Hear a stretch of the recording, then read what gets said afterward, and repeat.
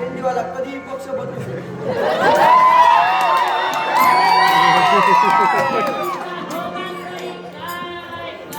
हा दिसता तसा नसतो. अरे किती पण काय येऊ दे, त्याची खोड काढण्यासाठी हा माणसातून इथे उभा आहे. मग देवी तुला जर त्या बलाबाजूची जेवढी काढायची तर ये अशी